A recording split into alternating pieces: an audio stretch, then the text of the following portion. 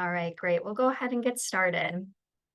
Hello, everyone, and welcome to the American Family Insurance Dream Bank, where we believe in the transformative power of dreams. I'm Jenna, and on behalf of Dream Bank, we're thrilled to have you with us for today's event. For those who have attended our virtual or in-person events in the past, welcome back. For anyone that is joining us for the first time, I'd like to take a moment to introduce you to Dream Bank. Here at American Family Insurance, life's better when you're under our roof because when you feel totally supported and protected, any dream is possible.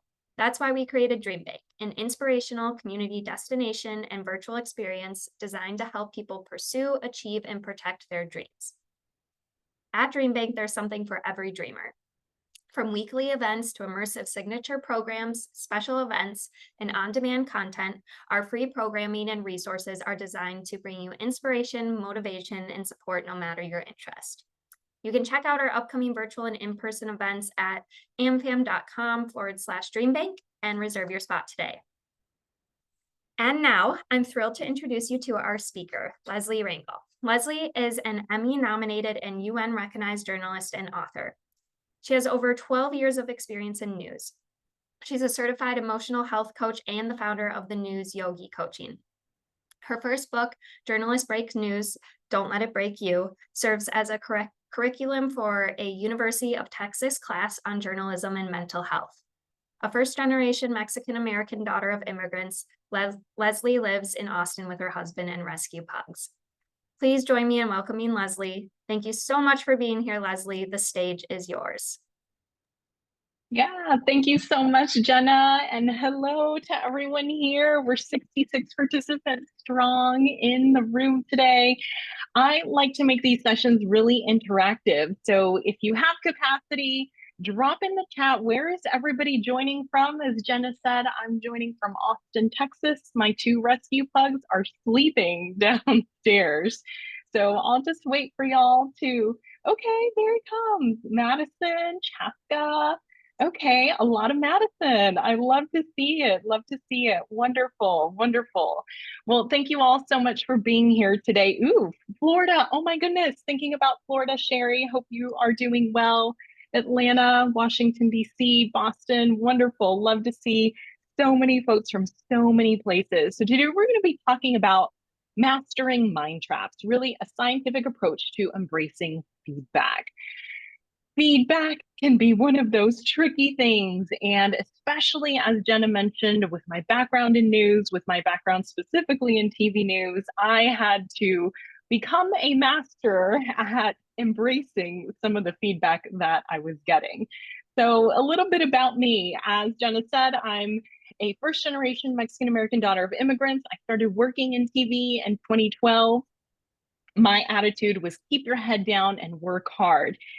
That worked until it didn't. I had a panic attack minutes before going on live TV. I was covering a political rally, and that really was the opening for something needs to change. I'd never had a panic attack before. I'd never really known anybody who'd done therapy or even had emotional intelligence awareness. And so it really led me down a path of healing. Then in 2020, at the height of the pandemic, that's when I launched the News Yogi coaching and consulting. It was after several years of really doing a lot of self-work on myself. And then this year, I published my first book that I co-authored with Dr. Kate West. Here are some of the places you may have seen my work. I always like to shout out these companies because especially in the media industry, it really means a lot to me to have companies like this really take a stand and say, yes, mental health matters. So let's get to the nitty gritty here. Here's a little bit of a layout of what we're going to be talking about for these next 45 minutes. So we're going to talk about feedback and your nervous system. Then we're going to talk about the types of mind traps, and we're going to have a little bit of room at the end for a Q&A. All right. So if anybody has read this book, or maybe you haven't, this is one of my favorite quotes from it. It's What Happened to You. It's an amazing book written by Oprah Winfrey and Dr. Bruce Perry. But the quote says, "So I'm not crazy." And this is the question that Oprah was asking. And then Dr. Bruce Perry answers and says, "No, your brain is doing exactly what you would expect it to do considering what you've lived through. And I love this quote so much because a lot of times when we're showing up in different spaces, whether you're an entrepreneur within your corporate space, maybe you're the leader of whatever company you're working in, or an entrepreneur for yourself, and really building out and moving into these spaces, a lot of time our brain likes to play tricks on ourselves, and you start second guessing, and you think, well, what if this, what if that, am I crazy, what is going on? And so this really just lays the foundation for the context of, you're not crazy. Everything that we're all going through, our brain and our bodies and our emotions are responding to, because that's what we're programmed to do. So a little bit of context there. So we are going to get a little sciencey today. So let's talk a little bit about how the brain works. So I always like to use my hand brain model. This is something that Dan Siegel created, and I just really love it. So if you can, in your wherever space that you're in, if you can take just your hand and then put your make a four, and then wrap your fingers around. So here, these front knuckles, this is your prefrontal cortex. So you can imagine you're going about, your brain is here, right? And you're going about the world, and then you see something kind of move in the distance. Automatically, that information is going into the prefrontal cortex. It's receiving that sensory information. Then it sends to the amygdala. That's where it's going to process emotion. It's going to say, oh my goodness, I saw a shadow, something moved. What is that? So it goes to the amygdala. The amygdala says, okay, react, start thinking. So then from there, it takes this entire process and it sends that information to what's called the hippocampus. The hippocampus is what stores memories, and it sends that information back to the amygdala. So if you saw this shadow move and your heart stopped for a moment, the hippocampus is immediately going to say, yes, but remember, your neighbor put out that zombie that's now flapping in the wind yesterday. So we're good. So the hippocampus is drawing on those memories. And so what that all does is it helps translate that emotion to the outcome. And as it's receiving information, it's going all the way through, and then that attaches to the brain stem that then activates the nervous system. And so it's all this process. And we'll explain, and we'll get to how and why this is important. So when we think about all of these systems, right? So something has come in, then it's triggered a thought, an emotion to react, and then the hippocampus says, okay, wait, but these are the memories that you're drawing on. That all connects back to the nervous system.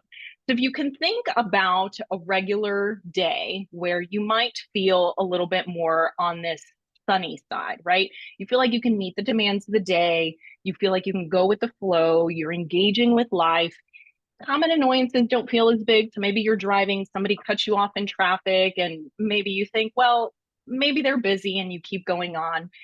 You generally feel safe, right? When you're in this state, in this regulated state, and you're getting this information, your brain has a little more time to process things. It has a little bit more of room to breathe. Now, let's take it up a notch, right? It's been a really stressful week. All of the things are happening. You didn't even realize it was October. There's an election happening, and all of the things are happening. You may have friends, family in Florida.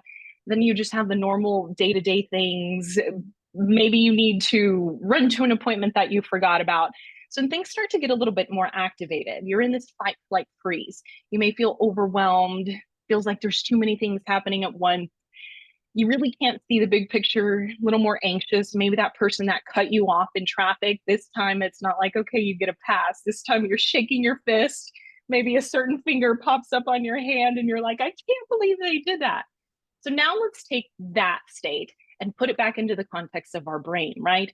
You get a piece of information and your brain is already activated here.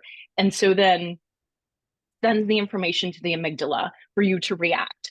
And the hippocampus says, wait, no, maybe that piece of feedback wasn't as big.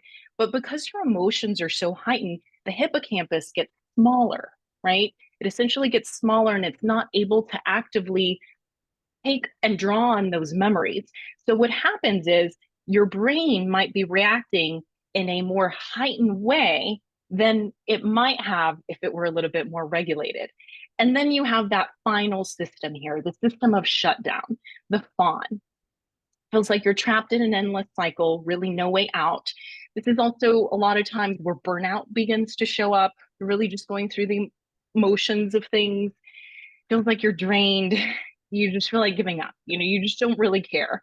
So then you're getting this feedback. You know, we think that you should do this project this way, and then you receive that information, and it's going in, and you're like, okay, well, add that to the list of things I'm doing terrible. Add that to the list of things that I do wrong or that I don't know how to do.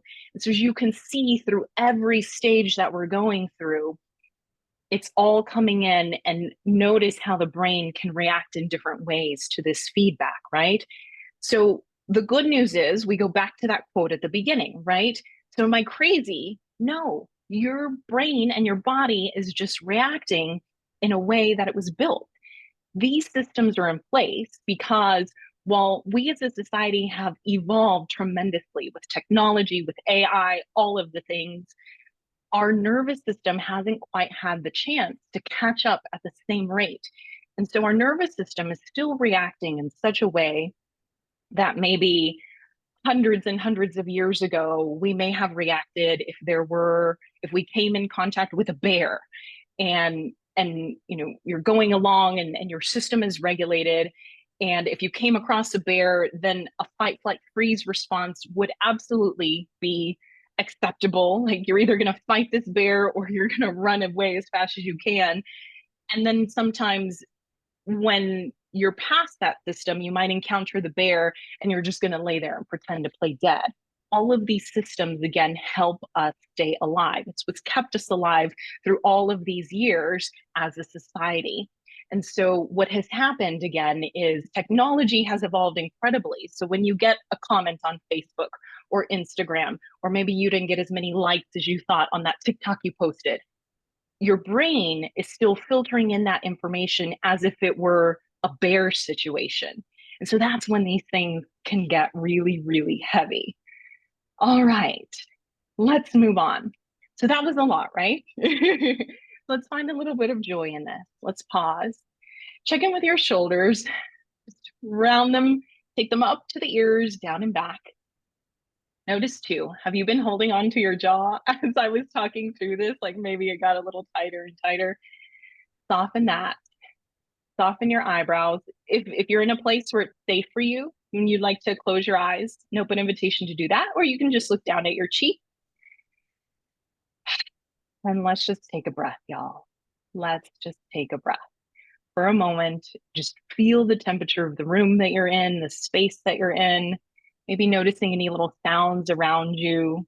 Instead of allowing all of those outside things to be a distraction, let them be a part of today's experience, knowing that in the midst of everything happening around us, in the midst of the chaos and the notifications and the emails and everything, here you are dedicating 45 minutes of your time to help build a little bit more rest, a little bit more peace, because you deserve it, right? A reminder that rest is resistance to all of the outside systems that tell us that we don't deserve peace.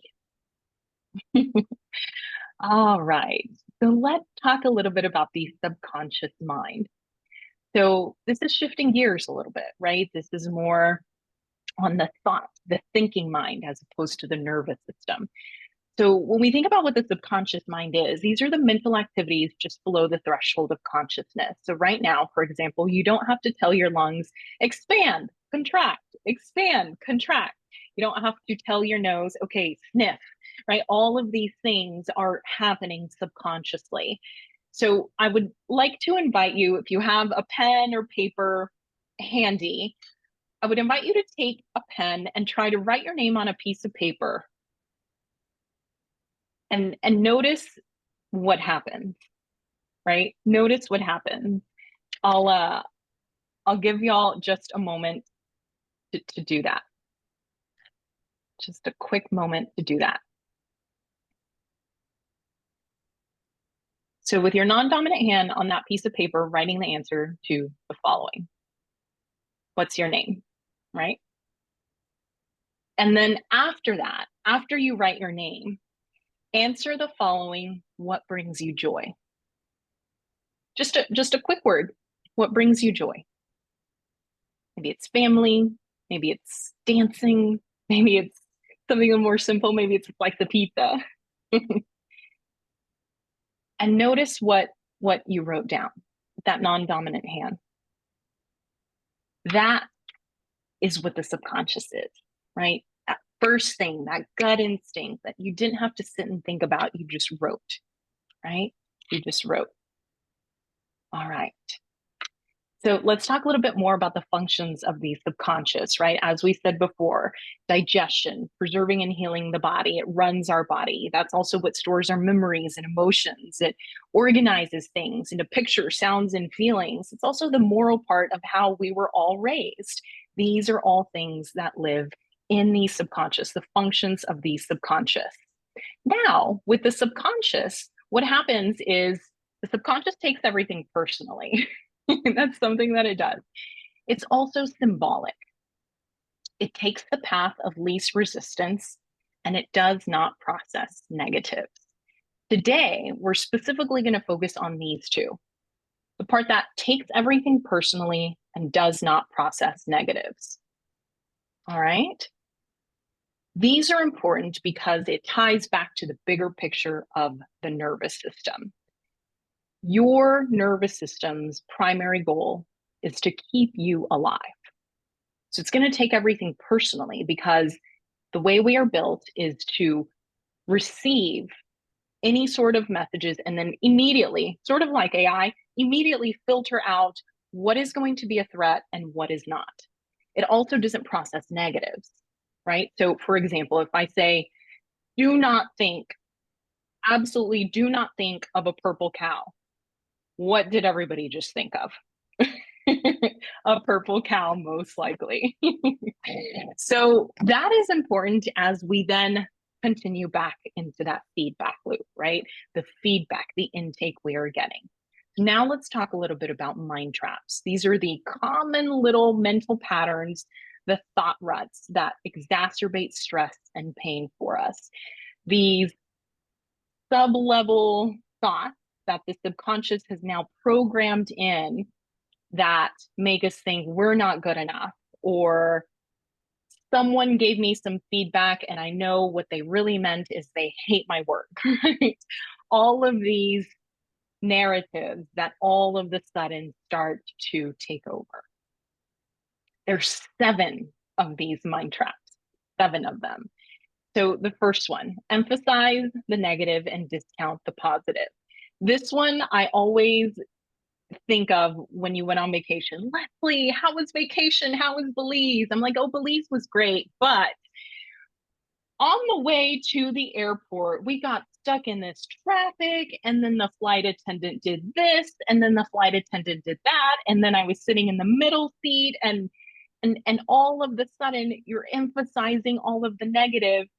And the positive thing about you going to Belize is something that was kind of a mention, maybe. So that's one way that the mind traps us. The other one is that negative self-talk we talked about, right? You're not good enough. This person hates my work. The shoulds.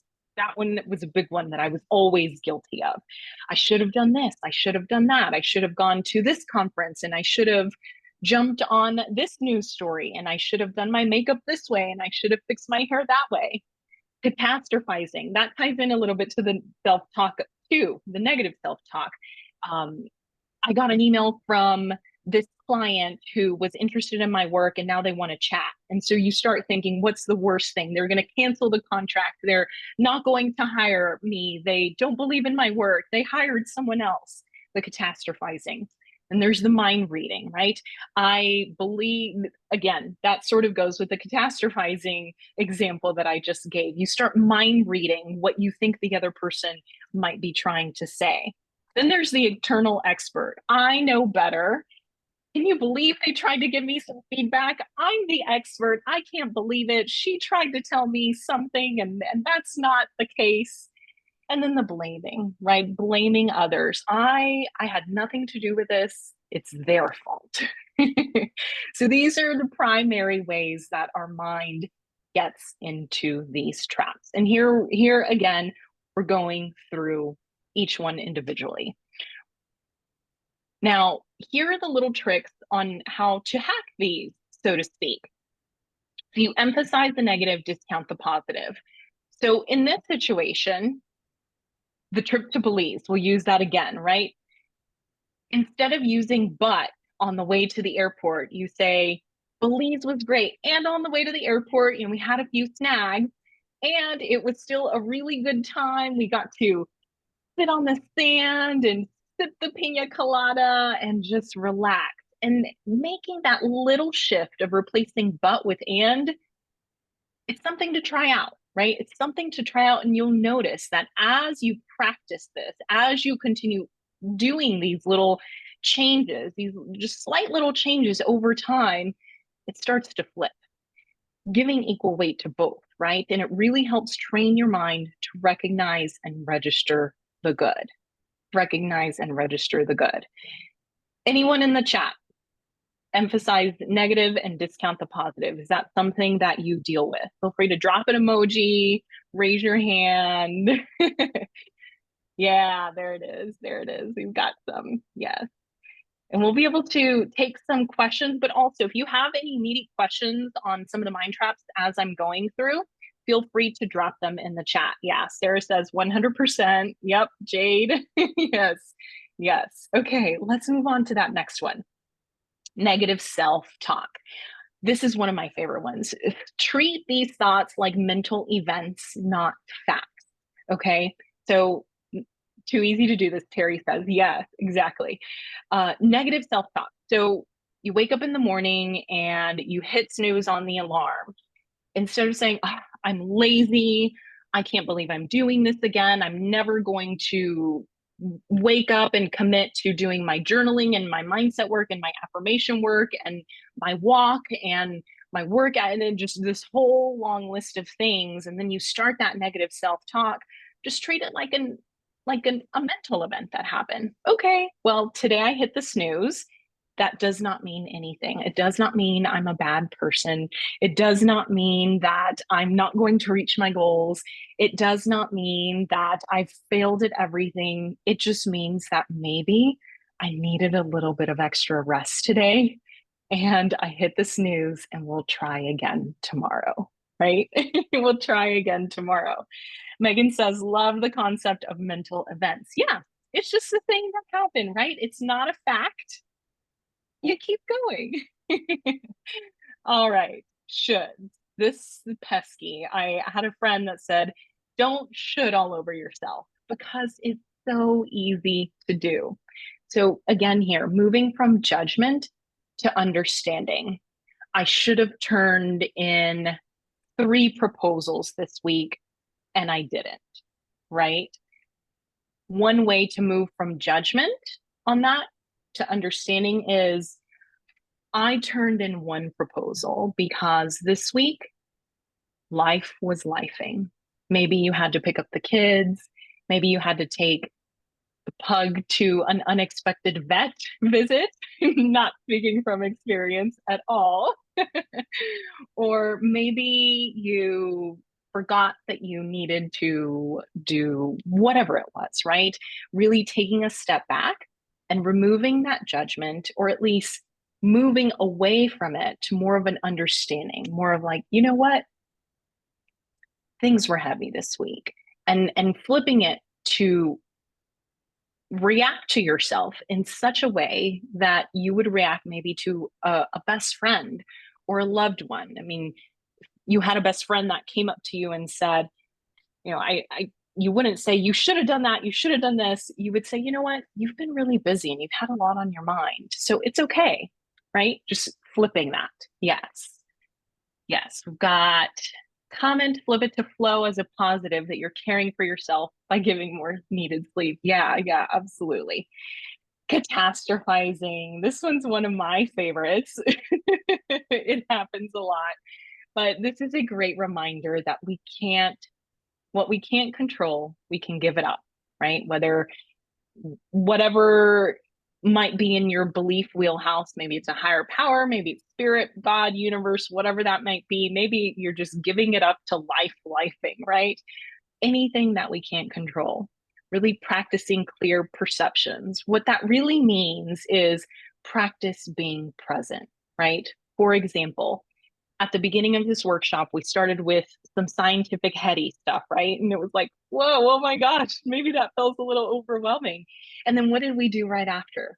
We took a moment to step back and just ground, just be like, okay, but we're just breathing because we're really all here virtually to maybe find one little tool today. Out of everything, maybe you just take away one little tool that you're going to practice, right? And that's going to help lessen the weight of this big, big, big, heavy world that we're living in, right?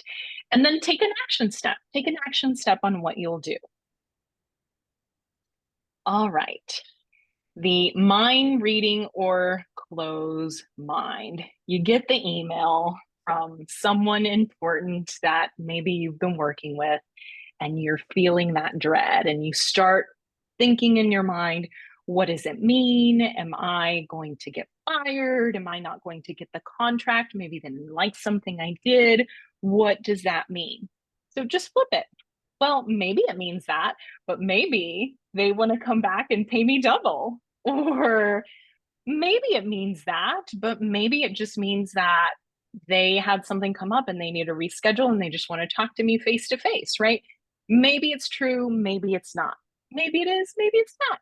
You just continue, right? Again, not treating things as facts, they're just life events, right? Moving on. Terry says, love this idea. Yes. Okay, the eternal expert. This is another one of my favorites, right? Tending to think that I I call it for myself the know-it-all. That's something that I am guilty of sometimes. And so it's important to practice seeing things from others' perspective, right? Really practicing humility. So, even I have siblings, right? And sometimes as the oldest, I would think, why didn't she do things this way? Because if you did things this way, it would be so much better because I know better. It worked for me, da da da. And then they just keep going, right? And really, when you can step back and see things from other folks' perspectives, that breaks up that mind trap and it really lessens the weight of you feeling like you need to find solutions for everybody else. And it's just like, well, you know, maybe they did things differently because that's what worked for them, right? That's one that is fun to practice. And then blaming, really, again, taking responsibility for our lives. Only we can control our lives. So it's important to be kind to yourself, right? No one can make you feel less unless you allow them to, which I will give a caveat is separate from being in environments that aren't safe and from being in environments where you might be facing microaggressions. So that's a separate conversation and maybe a workshop for another day. But this one really just focuses on being kind to yourself, right? Only controlling what we can control in our lives and realizing that we're all just humans taking this journey of life together. And how cool that out of the hundreds and thousands of years that Earth has been around, all of us here were picked to be on this planet at the same time. It's us. We get to do it. We get to do the thing. We get to life and we get to do this together. And so maybe sometimes if you talk to someone and maybe they're a little snippy or they sounded a little annoyed, maybe giving that breathing room. That happened to me the other day. I was at an award ceremony. There's this lovely woman in the community. She's a leader in the community. We've met together and worked on projects together before. I said, hey, Monica, how's it going? And she just kind of waved me off. And I thought about it. I really did. I was like, she was kind of rude. But then my other little side of me was like, but she also has folks here who are presenting, who are part of her organization. She's probably just really busy and was just out of sorts. And here I am, very joyful Leslie. Hey, how's it going? And so I just took a step back and I was like, you know what? She probably needed a little kindness, and Leslie, let's just release it. Let's just let it go. And then sure enough, towards the end of when the awards were wrapping up, she came up to me. She's like, I'm so sorry about earlier. I was running around. I was like, you know what? Okay, it's okay. And so really just giving not only yourself that grace, but others some grace, right?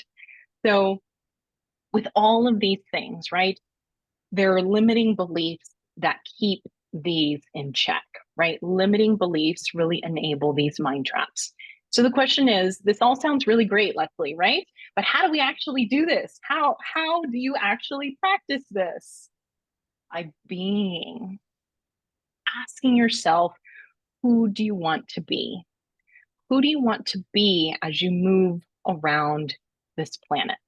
Your task is not to seek for love, but merely to seek and find all the barriers within yourself that you have built against love, right?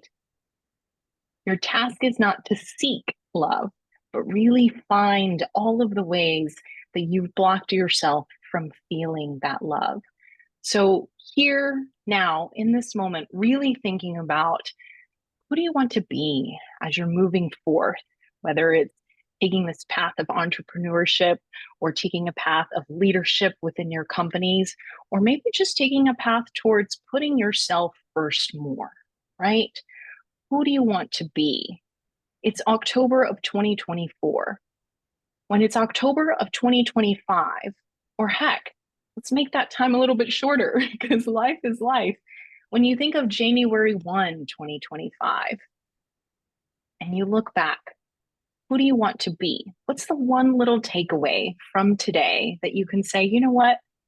There's this woman that gave this workshop. She's a journalist in Texas and she also does coaching, and she taught me this. And it really helped me. And now here I am, and I'm totally different in this one area, whatever that area might be. So who do you want to be? And again, what's the best way to get there? You take action and practice. We all know having knowledge with no action is useless because then you just sit there and you have not taken action. So, whatever it might be today, from all of the things that we talked about, whether it was the mind traps or even just the awareness of, am I in sunny state today? Am I in fight, flight, freeze? Or am I more shut down? What little nugget of awareness can you add into your daily check-in list, so to speak? And how can you take action? How can you commit? And this is something that I'd like to share with y'all today. This is something that I share with my fellow journalists. And it's really just a little blueprint. And I have this saying, humans first, journalists second, right? But really humans first for our purposes. And this is a method that I came up with. It's part of what is in my book that I co-wrote. But this is a little check engine list, so to speak, right? And you can commit to doing this either every morning, every week, maybe once a month, whatever is in your capacity. You hold space, make time for you, right? Whether that's just 30 seconds in the morning before you reach for your phone. Maybe you just open your eyes, put your hands on your chest and say, today's going to be a good day. And then you reach for the phone, right? Wherever that might be, hold that space. Then understanding how you respond to stress, right? Really collecting the data. For me, how I respond to stress, I get snippy, I get really annoyed, I tend to not eat when I'm stressed. What are the ways that stress shows up for you? Then you manifest that confidence to really step into your power, right? This is where the mind traps all come in, right? What are the things that you can take notice of? And then how can you align with any resourcing, right? Aligning with resourcing basically means, how do you get back into regulation? How do you get back into that sunny state?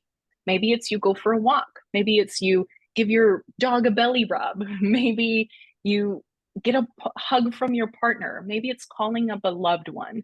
Maybe it's dancing, yoga, whatever that might be. How do you realign?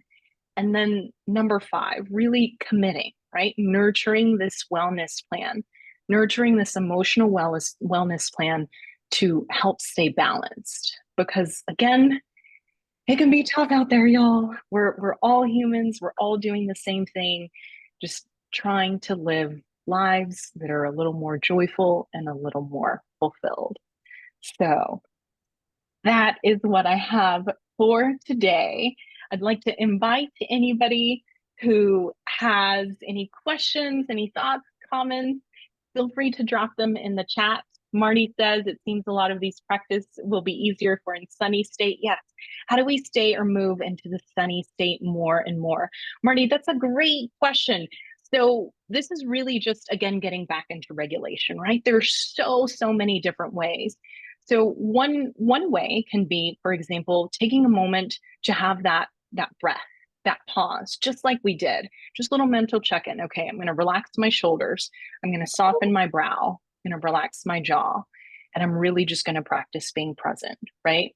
Depending on other factors in everybody's lives, for me, when I find myself when I'm really angry or anger comes up a lot, yes.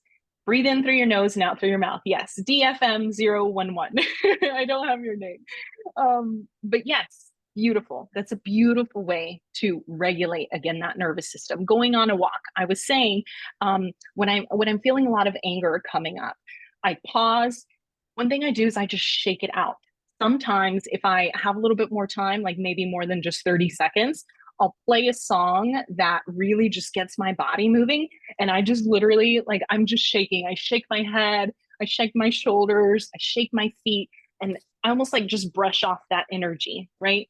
I do work from home, so I realize that's a little bit easier. But when I was working at a TV station, I would go into the restroom, just lock the door for a couple minutes, and I would just do it there. And I would put my AirPods in and just shake it out.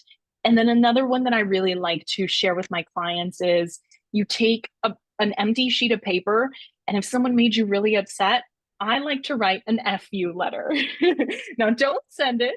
This is really just, it's an emotional anger cleansing exercise. You know, I F you, Leslie, for making me feel mean or for making me feel like I'm not enough, and really just allowing all of those emotions to come through. It's like screaming in your car at the top of your lungs, which is also cathartic, but you get it out on paper and you see it, and then you take it and you crumble it up, you tear it up into little pieces and throw it away. And that's another way to just, again, release these emotions, to allow your body to feel them so they're not stuffed and suppressed, and you can release them. So that's another way. But yes, that was a great question. Thank you so much.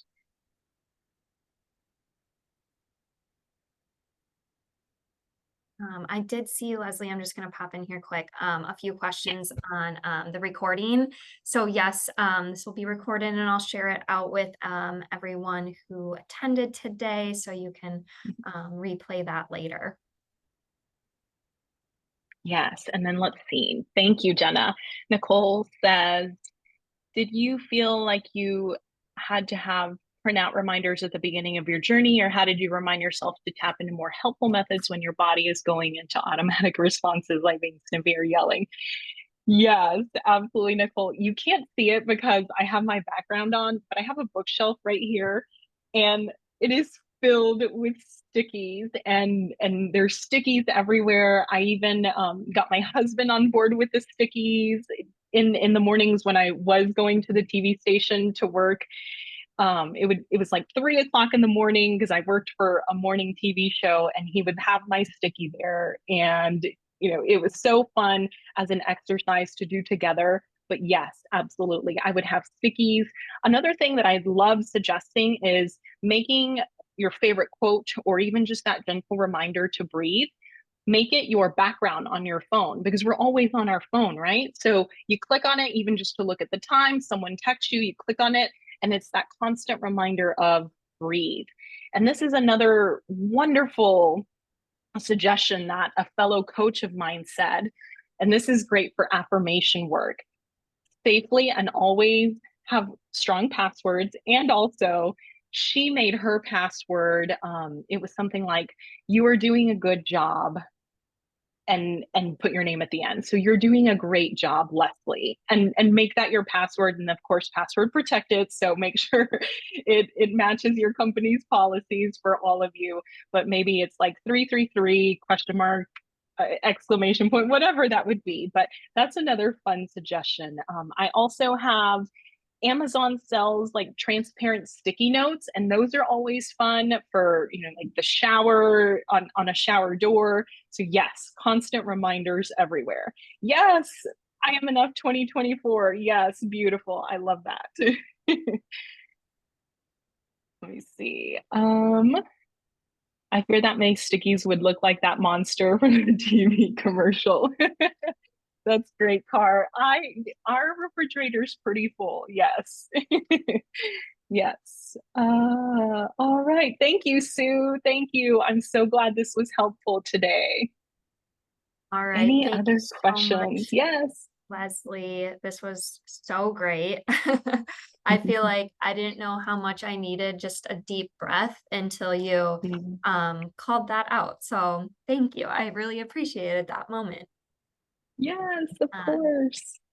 I don't see any other questions coming through, so we'll go ahead and wrap up. But again, Leslie, thank you so much for sharing your time and insights with us today. This was such a impactful session, and I really appreciate you sharing all of your resources and tools with us. Yes, You can learn absolutely. more about DreamBank's free upcoming programming at amfam.com/DreamBank and by connecting with us on our social channels. And if you're interested in revisiting this one or exploring this event or exploring past ones, our YouTube channel is the place to be. On behalf of the American Family Insurance Dream Bank, we look forward to hosting you again soon. Until then, keep dreaming fearlessly. Thank you. Thank you.